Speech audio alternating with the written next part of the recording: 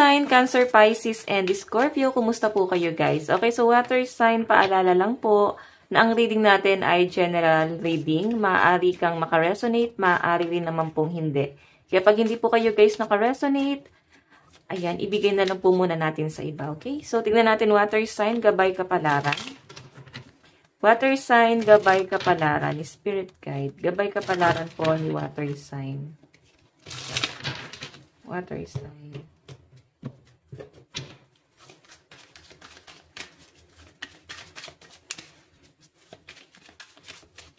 So guys, meron po tayong Ten of Pentacles.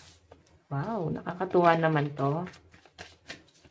Meron tayong Nine of Pentacles.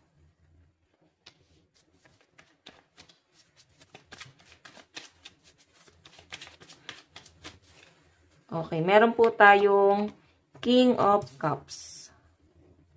Okay.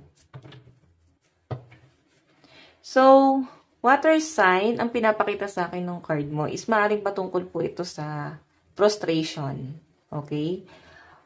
I think may nakaka-feel ng frustration dito. Pwedeng ikaw or yung person na kadil mo. Tignan mo, parang feeling niya guys, parang bang nagkakaroon ng insecurity yung person mo sa ibang tao. Maaaring yung treatment na ibinibigay mo is unfair. Or pwedeng ikaw to, maaaring yung treatment na ibinibigay niya sa inyo is unfair, no? Hindi katulad sa ibang tao kung paano niya guys itrato.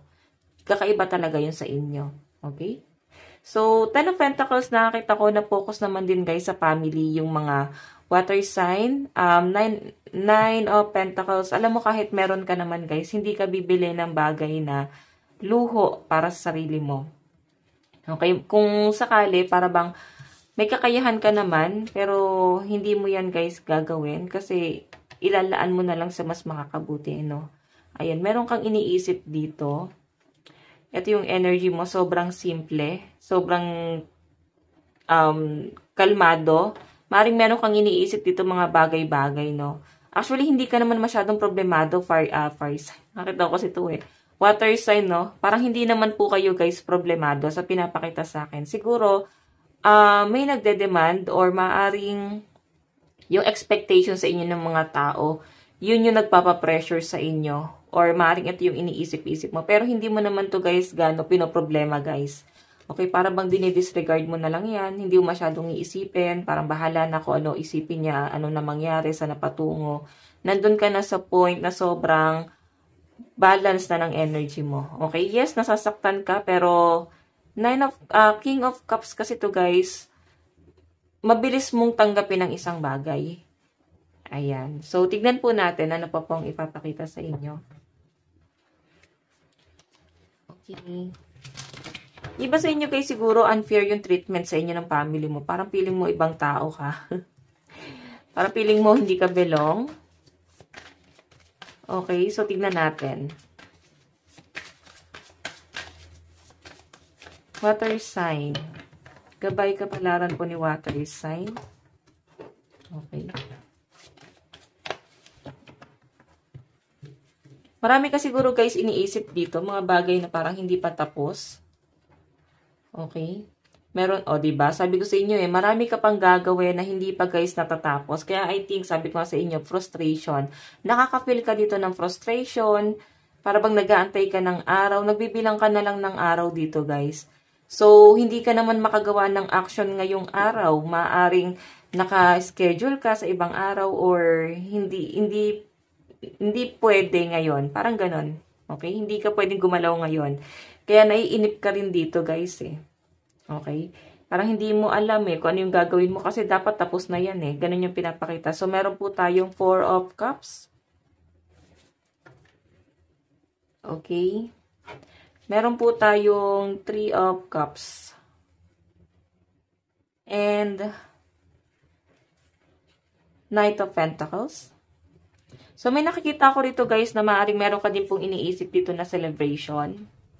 Okay. Siguro, in-invite ka niya sa celebration na yan. Pero wala ka namang magawa. Hindi mo mapuntahan siguro kasi may ibang bagay ka pang aasikasuhin dito.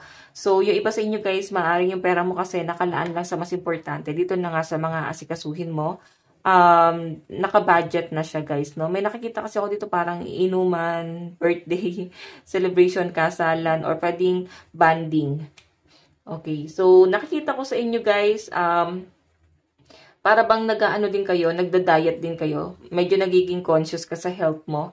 Siguro, nililimitahan mo rin kasi kung bakit hindi ka pupunta dito sa occasion na to, sa celebration na to, kasi hindi ka na siguro, guys, masyado nagiinom, iniiwasan mo na yung bisyo, kasi ito, guys, parang bisyo din, no, nililimitahan. So, ngayon, healthy lifestyle ka muna. Siguro, patungkol to, guys, sa inyong health.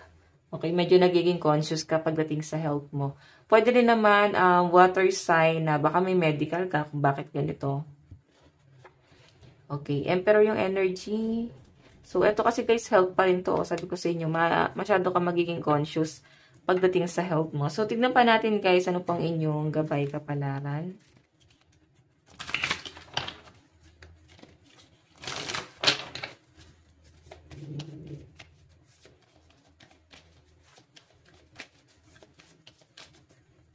Meron po tayong cool your emotion. Okay. Full moon in Aries. So, guys, baka may nagpapagalit sa'yo ngayon. Nagpapainit ng ulo. Kasi, guys, ang mga Aries, mainitin ng ulo. So, sinasabi nga dito, guys, mag-relax. Okay? Or kung ikaw naman, guys, masyado ka na, guys, naiinip talaga eh. Parang siguro dito na bubuhos yung galit mo eh. O yung inis mo. Okay? Parang kailangan mo maging kalmado. Wala ka naman ding ibang choice, kundi maging kalmado nga lang na pinapakita. So, tignan natin, guys, meron po tayong forgive. May nakikita akong pagpapatawad dito. Siguro may pag-aaway, pagtatalo, maaring misunderstanding ngayong araw. So, nakikita ko rito, guys, may forgive. Kumbaga, ayan, kung may kasalanan sa yung person mo, patawarin na. Okay? Mas masaya or mas payapa sa isipan, sa pamumuhay, yung walang kaaway.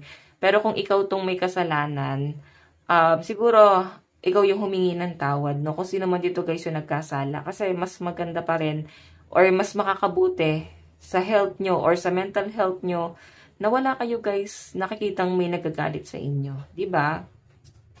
Tignan pa natin, guys, ano pang inyong advice.